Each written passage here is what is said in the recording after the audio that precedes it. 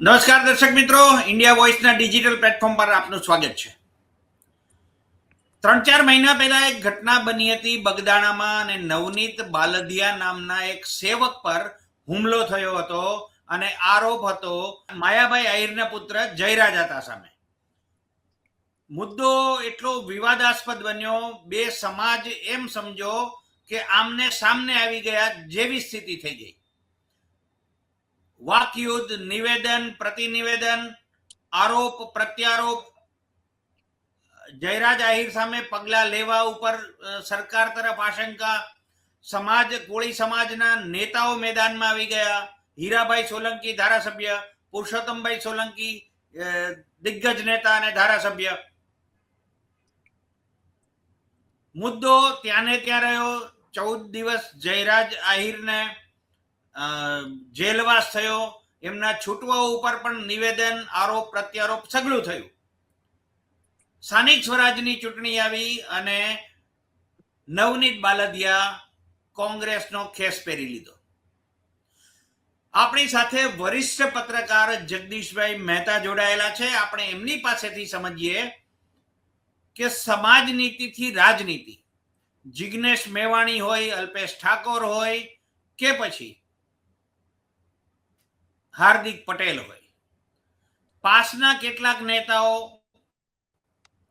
જે સુરતમાં પણ અત્યારે સક્રિય છે, ગોપાલ ઇટાલિયા હોય, રેશમા પટેલ હોય.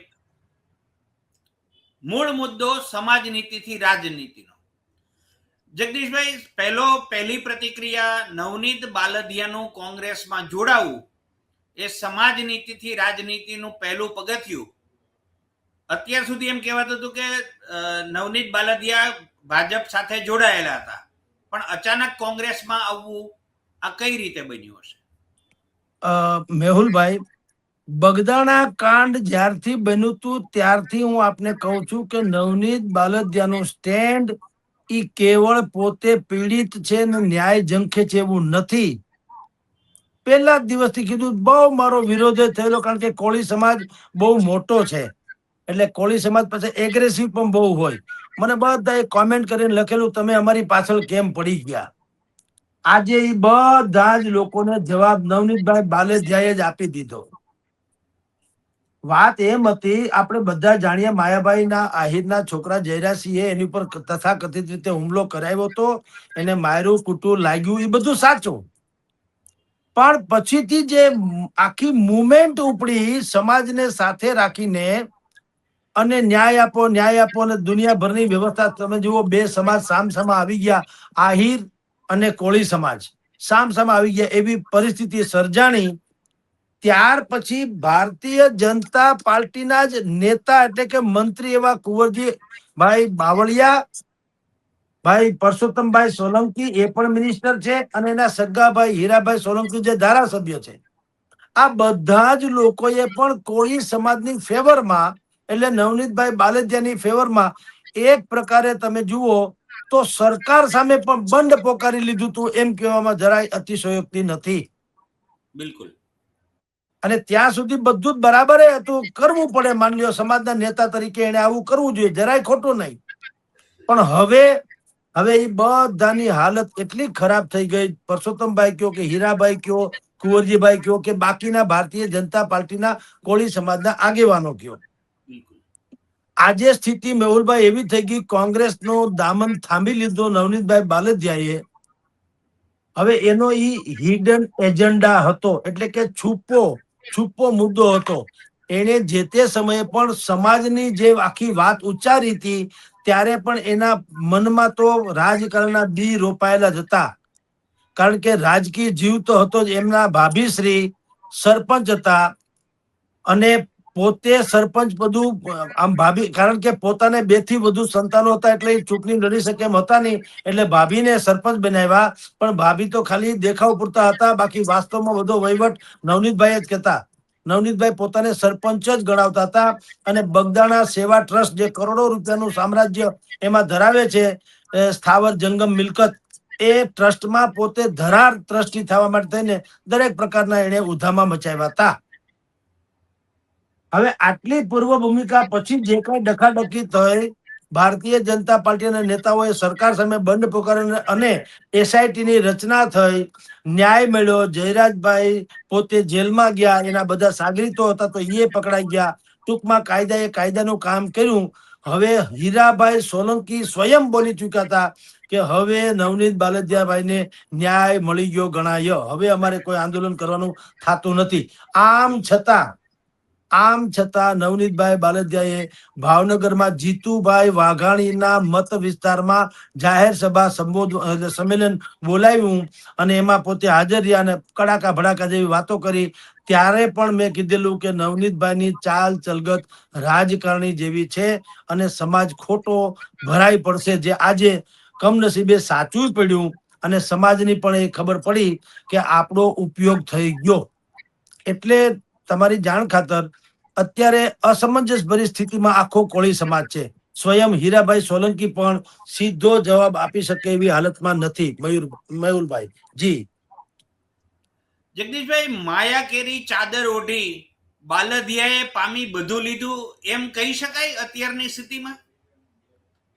બિલકુલ કહી શકાય. જુઓ, તમે કલ્પના કરો, નવનીતભાઈ બાલદિયા ઉપર હુમલો થયો પછીથી એ એવા સ્ટાર બનીને બુદ્ધિપૂર્વક ઉપસાવવામાં આવ્યા હતા કે કેટલીક યોજનાઓ કે કેટલાકના ઉદ્ઘાટનો એના હાથે થયેલા. એટલે જે આમ તમે જુઓ તો ધરાતલ વ્યક્તિત્વ હતા. એ તથાકથિત હુમલાને કારણે એટલા બધા પ્રોજેક્શન એને મળ્યું કે એ પછી સ્ટાર જેવા થઈ ગયા ને એના હાથે એક બે જગ્યાએ ઉદ્ઘાટન વગેરે ત્યાં સંમેલનમાં પણ તેઓ શ્રી કેન્દ્ર સ્થાને રહ્યા હતા. એટલે સમાજના નામે બાલદિયાભાઈ નવનીતભાઈએ તો બધું રાજકીય લાભ તો મેળવી જ લીધો. કોંગ્રેસમાં ભળી ગયા, ટિકિટે મળશે, કદાચ જીતે ખરા સમાજ જો સહયોગ આપે તો.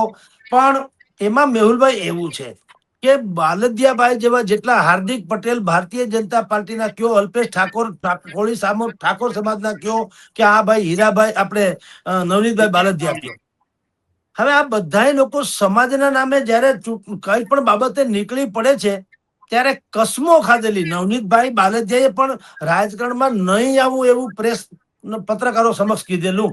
અને હાર્દિક થી માંડીને બીજા લોકો વિશે તો આપણે જાણીએ છીએ, એને તો છોકરાઓના અને માવતરના સોગંદ ખાધા હતા. પણ એ બધા એકવાર રહ્યા ને અત્યારે બધા માલ મલિદા ખાઈ રહ્યા છે. એટલે તમે જે પ્રશ્ન કર્યો કે આમાં બધું મેળવી લીધું, હકીકત જ એવું છે. આ બધા કે છે આપણે એ ચહેરો પે નકલ રખ કર, આ બધા લોકો શું કરી રહ્યા છે, चेहरों पे नकाब रखकर सच की बात करते हैं. ये वही लोग हैं जो झूठ के सौगात करते हैं. તમે વિચાર કરો, પોતાના મનમાં કંઈક જુદું છે અને સમાજ સમક્ષ પીરસે છે જુદું.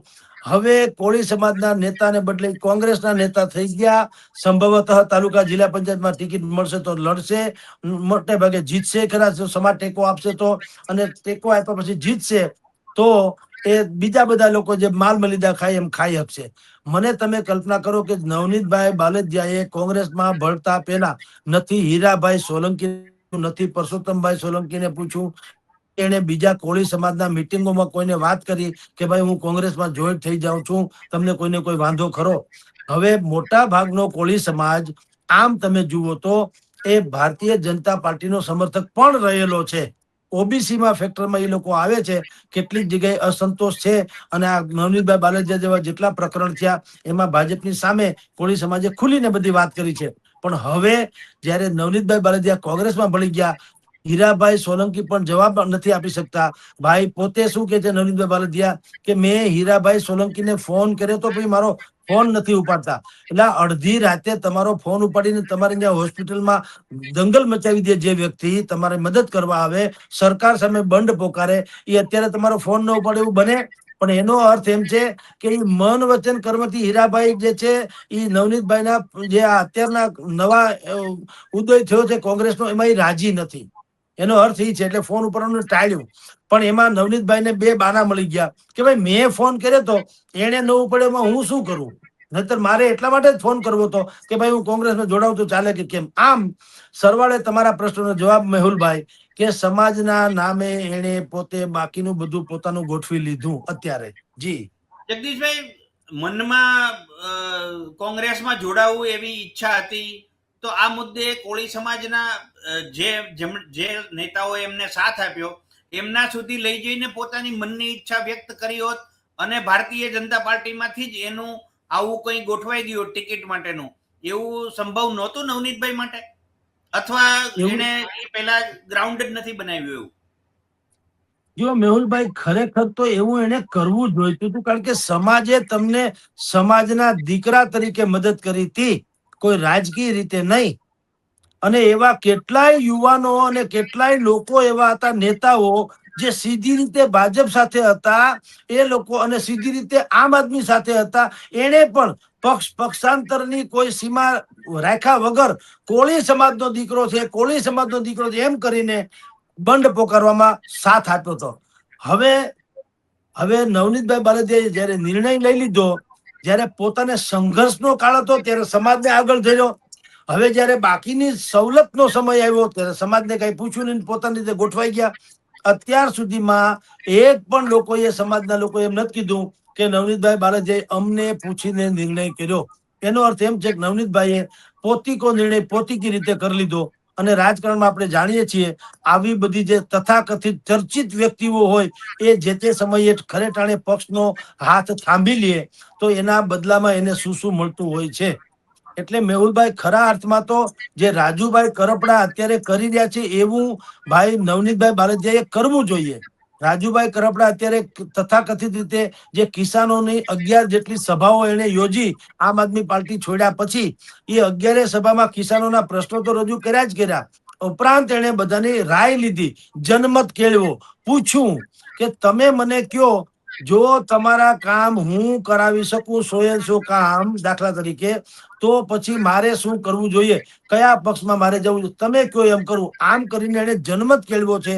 અને મોટા ભાગના લોકોનું એમ કહેવાનું છે કે જો તમે ખેડૂતોના પ્રશ્નો હલ કરવા માટે થઈને સરકારમાં ભળી જાઓ અને લાભ થતો તો અમને કોઈ વાંધો નથી. આમ એને એક તમારું ગ્રાઉન્ડ ક્લિયર કર્યું છે. નવનીતભાઈના કિસ્સામાં એવું કાંઈ નથી. એ પહેલાય સંદિગ્ધ અવસ્થામાં રહ્યા છે, અત્યારે એને જયારે કોંગ્રેસ જોઈન કરી ત્યારે પણ શંકાના પરિઘમાં છે. અને હવે જે લોકોએ આમ આદમી પાર્ટી, કોંગ્રેસ અને ભાજપના એ બધા લોકોએ જે નવનીતભાઈ બાલદિયાને મદદ કરી તેમાં કોંગ્રેસ જે છે એ દહીં થરું લઈ ગયા, બાકી બે રહી ગયા.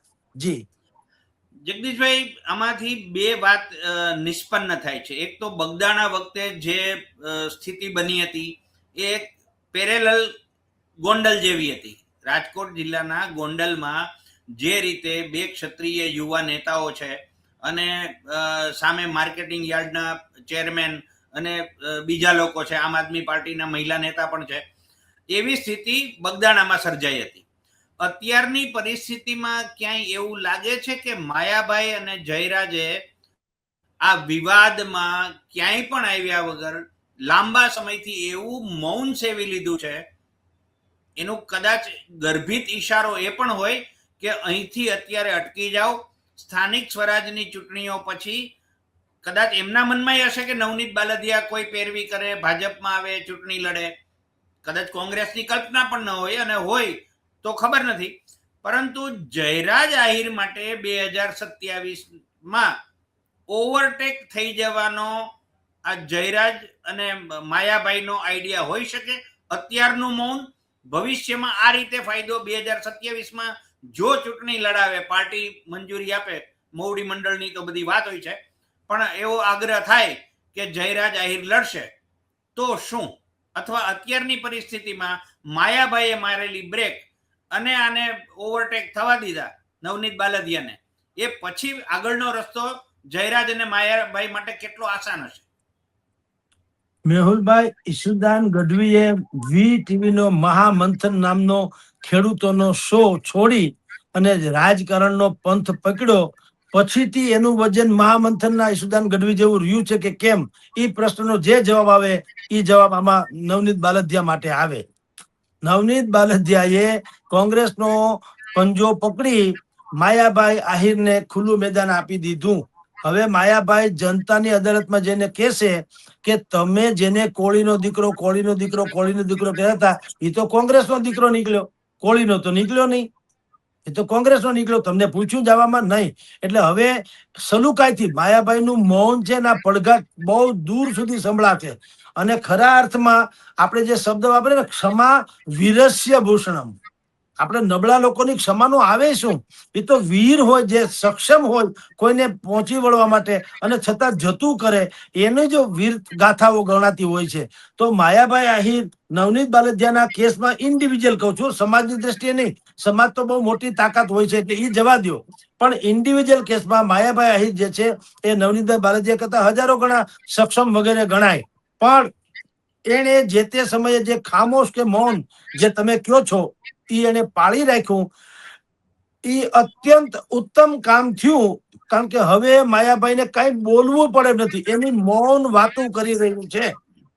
એના મૌનના પડઘા આખા પંથકમાં હવે સંભળાશે કે માયાભાઈ આહિર ત્યારે કે જો આવું કીધું હોત માયાભાઈએ કે આ મૂળ રાજકારણી જીવ છે, કોળી સમાજનો ઉપયોગ કરીને રાજકારણના કોઠે બેસી જશે અને તમે એવું બધું તે દિવસે કીધું હોત તો બધાને એમ લાગ્યું હોત કે પોતાનો દીકરો આમાં ફસાયો છે એટલે કીધું છે.